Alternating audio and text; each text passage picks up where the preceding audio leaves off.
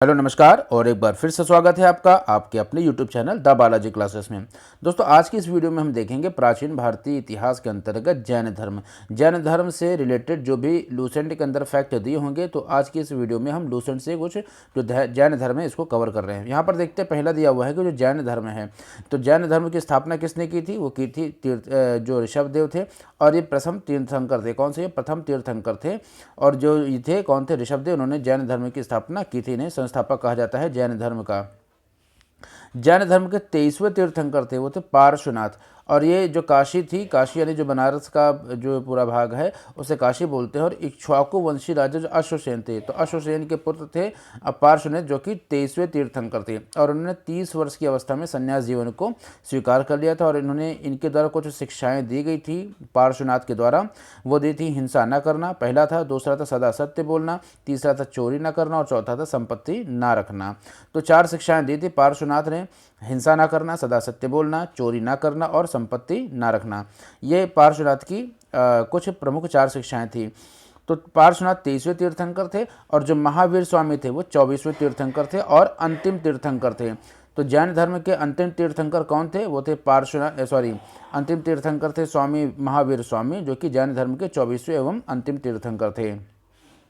महावीर के जन्म की बात करते हैं 540 ईसा पूर्व कुंडग्राम, वैशाली में एक जगह है कुंडग्राम, वहाँ पर इनका जन्म हुआ था। और इनके पिता का नाम था सिद्धार्थ, जो कि ज्ञात्रक कुल के सरदार थे। सिद्धार्थ जो कि महावीर स्वामी के पिता का नाम था और जो कि ज्ञात्रक कुल के सरदार थे। और इनको जो माता थी त्रिशला, ये लिच्छवी राजा चेटक की बहन थी। तो यहाँ पर एग्जाम में कई बार प्रश्न पूछा जा सकता है कि महावीर स्वामी का जन्म कब हुआ था? तो 540 ईसा पूर्व में हुआ था। कहाँ पर हुआ था? तो कुंडग्राम यानी वैशाली में हुआ था।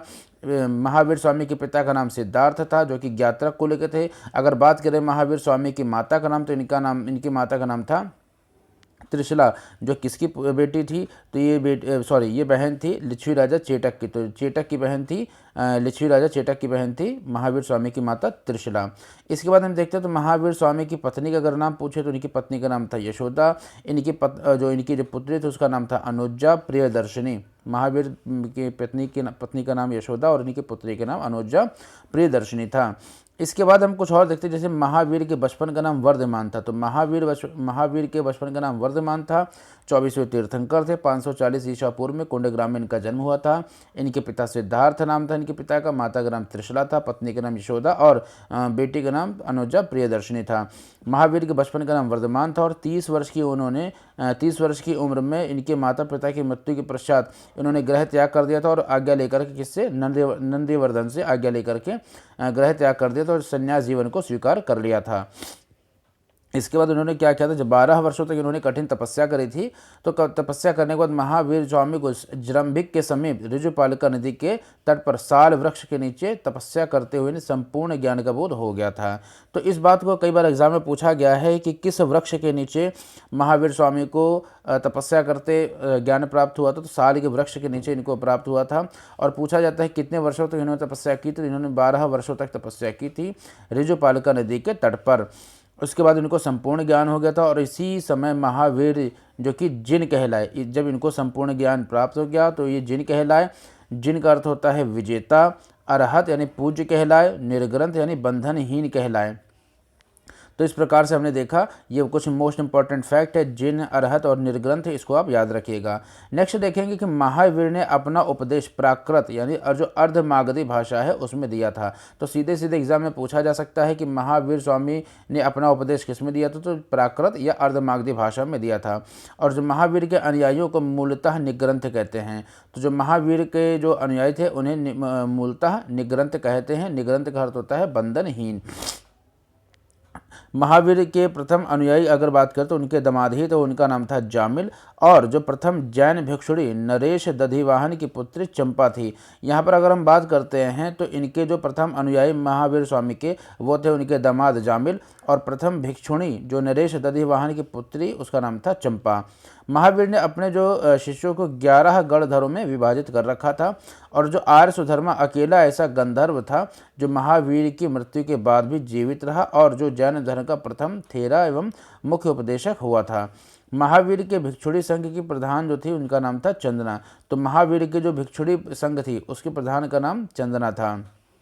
अगर हम महावीर के जो महावीर स्वामी हैं या जो जैन तीर्थंकर हैं उनके अगर प्रतीक चिन्हों की बात करें तो ये मोस्ट इंपॉर्टेंट है और आपसे किसी भी एग्ज़ाम में इनके जो तीर्थंकर जो प्रतीक चिन्ह हैं इन प्रतीक चिन्हों से किसी भी एग्ज़ाम में प्रश्न पूछता है और पूछता आ रहा है। कई बार ये प्रश्न किसी भी एग्ज़ाम में यानी चपरासी हो, रेलवे हो, यूपी पीसीएस हो, यूपी लेखपाल, यानी किसी भी एग्ज़ाम में इस प्रश्न से तो सीधा प्रश्न पूछा जा सकता है। जैसे दिया हुआ कि जैन तीर्थंकर के जो नाम प्रतीक चिन्ह, जैन तीर्थंकर के नाम या प्रतीक चिन्ह के अंतर्गत अगर हम देखते हैं तो इस तरफ दिया हुआ है जैन तीर्थंकर के जो नाम हैं, इस तरफ उनके जो प्रतीक चिन्ह दिए हुए हैं। इसी प्रकार यहाँ पर नाम और प्रतीक चिन्ह दिए हुए हैं। तो ऋषभदेव प्रथम तीर्थंकर थे, इनका प्रतीक चिन्ह था सांड। अजितनाथ द्वितीय थे, इनका प्रतीक चिन्ह था हाथी। संभव ये तृतीय थे, इनका जो प्रतीक चिन्ह था वो घोड़ा।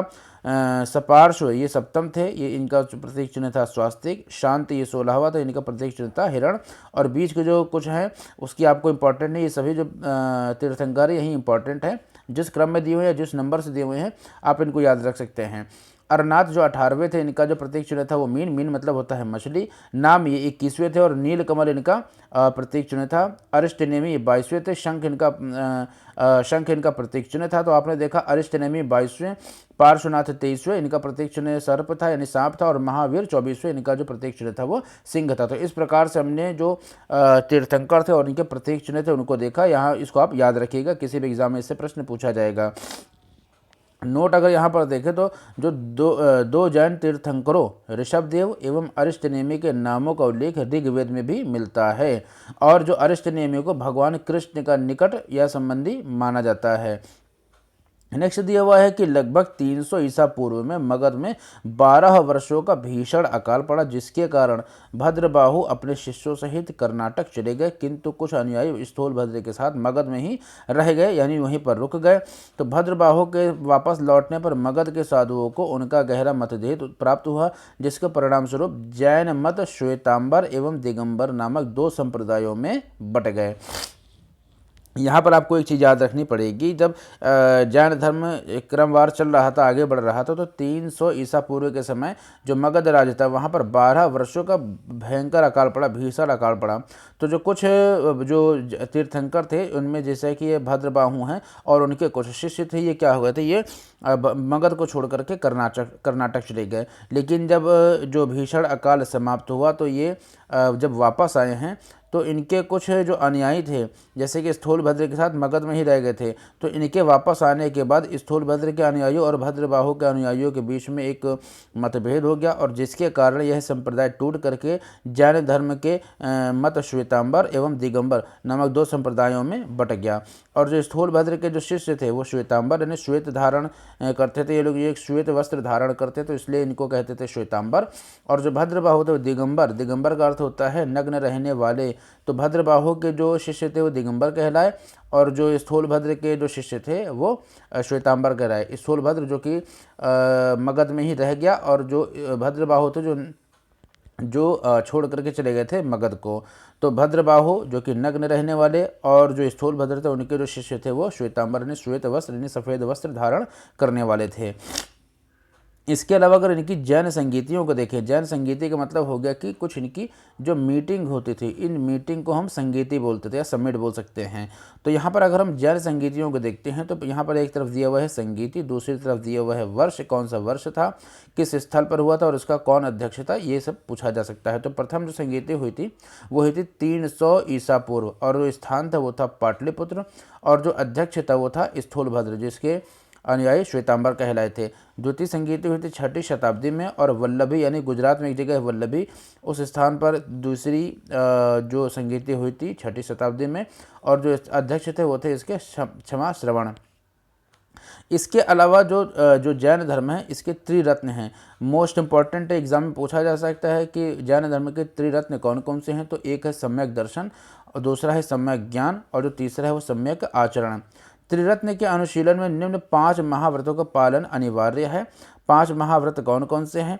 तो जैसा कि मैंने आपको बताया कि जो पार्श्वनाथ है उन्होंने 4 महाव्रत या जो 4 नियम बनाए थे जिसके अंतर्गत सत्य बोलना, अहिंसा, अस्त्य, अपरिग्रह और जो 5वां था वो था ब्रह्मचर्य, जो कि महावीर स्वामी के द्वारा ये 5वां जोड़ा गया था जो पांचवा व्रत ये जोड़ा गया था।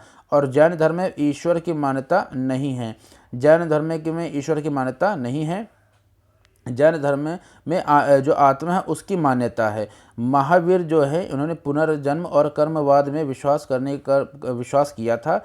और जो जैन धर्म के सप्तभंगी ज्ञान के अन्य नाम स्यादवाद और अनेकांतवाद को भी उन्होंने मान्यता दी थी। तो इस प्रकार से हमने बहुत सारी चीज़ों को देखा कि महावीर स्वामी का क्या नाम था, बचपन का क्या नाम था, इनके माता पिता कौन थे, जैन धर्म की स्थापना कब हुई थी, जैन धर्म के कितने तीर्थंकर यानी कुल 24 तीर्थंकर हुए थे। तो जैन धर्म की स्थापना जो इसके संस्थापक थे वो कौन थे, 23वें जैन तीर्थंकर कौन थे, 24वें जैन तीर्थंकर अथवा अंतिम जैन तीर्थंकर कौन थे। इस प्रकार से कुछ हमने देखा। फिर देखा संगीतियाँ कौन कौन सी हुई थी, कब हुई थी, किस स्थान पर हुई थी, कौन से अध्यक्ष थे।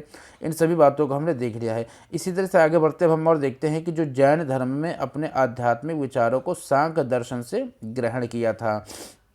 और जो जैन धर्म मानने वाले कुछ राजा थे जिनके नाम थे उदयन, वंद राजा, चंद्रगुप्त मौर्य, कलिंग नरेश, खारवेल, राष्ट्रकूट राजा, अमोघ वर्ष जो चंदेल शासक थे, ये सभी जैन धर्म को मानने वाले कुछ प्रमुख राजा थे। और जो मैसूर के गंग वंश के मंत्री चामुंड के प्रोत्साहन से कर्नाटक के श्रवण बेलगोला में 10वीं शताब्दी के मध्य भाग में विशाल बाहुबली की मूर्ति यानी गोमतेश्वर की मूर्ति का निर्माण किया।